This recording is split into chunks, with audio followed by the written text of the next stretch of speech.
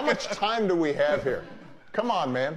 Look, here's the bottom line. Did you catch it? Here's the bottom line. I love that. That's a speaking technique. It's called a summary prompt, and it's just one of the speaking techniques that Barack Obama uses in his interview with Hassan Minhaj, and it's what we're going to analyze here today. Why is Barack so interesting to listen to? We're going to cover 4 techniques that you can use in your work and personal life. My name is Michael. I'm a public speaking coach, and I'm one of the creators of the Ultra Speaking Method. And by the end of this video, you're going to have things that you could use on the fly whenever you're speaking off the cuff to be more clear and more interesting to listen to.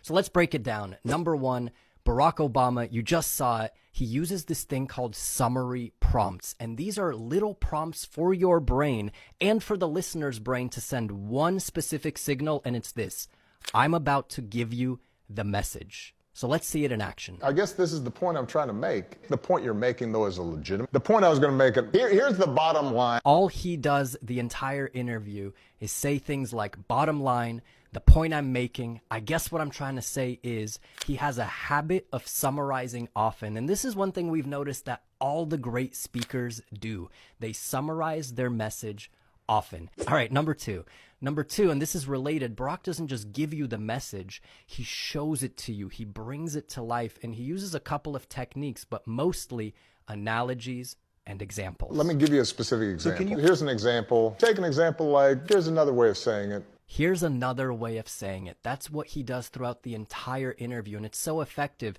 He, like all great communicators, know that there's no one way of explaining something. So he's constantly trying to show you different ways of seeing an idea. He uses examples, he uses analogies in hopes that you can picture what he's saying.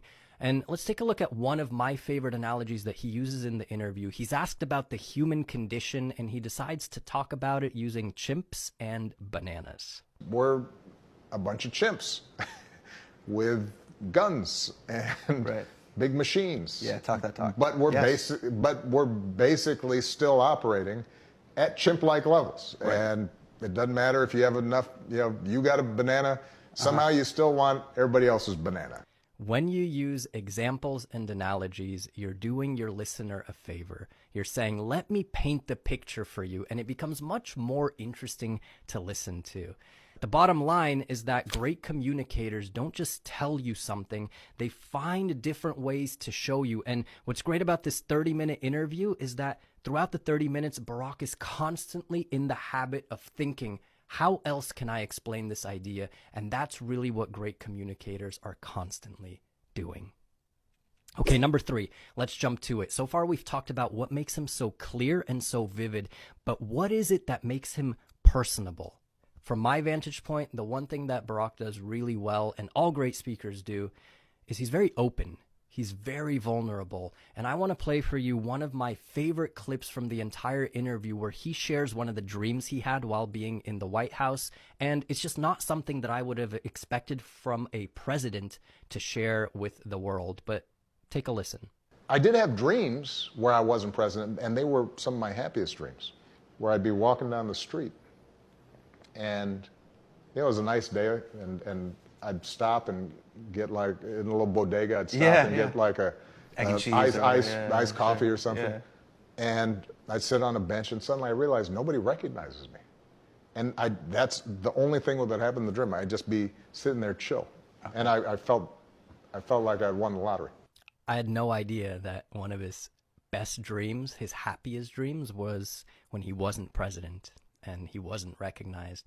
And that's just a level of getting to know somebody that I think makes us like them, makes us relate to them. And there were moments throughout the interview, and I'll just show you a couple, where I felt like he did a really good job of just being real with us. Oh, look, I'm owning that completely. I've always said that is probably the worst mistake of my presidency. Okay. Of course, there are times where I feel depressed. Okay. The bottom line is that he's unafraid to be vulnerable, and in the age of authenticity, that's really, really important. We see that in Brené Brown, we see that in Simon Sinek, we see that in all great communicators, and Barack shows us that even at the highest level, the highest title you could have in the country, there's still an opportunity to share more of himself with the world. But that brings us to the final point number 4, which is so related, and that's sense of humor.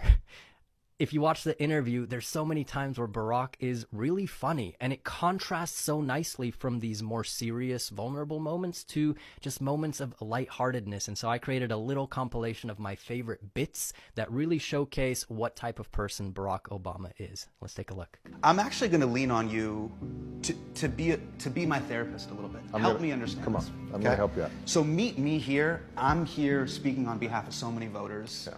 First of all, let me set my watch so that you know that's part of the therapy process. Right. I know. So you know, tell your skeptical, you know, Indian uncles, dude, come on, man. I probably helped Hassan get a job. You know, if it hadn't been for another guy with a funny name, you know, Netflix isn't going to carry him. Do you have any questions for me in my body of work? Not really. I mean, copy that. You know, maybe shoot a little higher. We've seen this from Barack Obama before. He's been on Between Two Ferns with Zach Galifianakis. That's an amazing video to watch. But the point is that he's just a funny person. That's part of his personality, and he's unafraid to show it. And that's really the theme of this video, is that at the end of the day, I think what makes him so likable, or perhaps just so interesting to listen to, is it feels like he is being himself. There's so many moments where that happens in the video, and I think it comes down to authenticity. The bottom line is that communication is a skill, and all of us can learn it, and you already have what it takes. If you're interested in improving your communication, there's a free ebook in the description about how to speak better under pressure and thrive in the moment. And at the end of the day, bottom line, my summary prompt is this: you already have what it takes to be a great speaker. So I hope you continue on that journey, and I'm going to see you in the next video. Thanks for watching.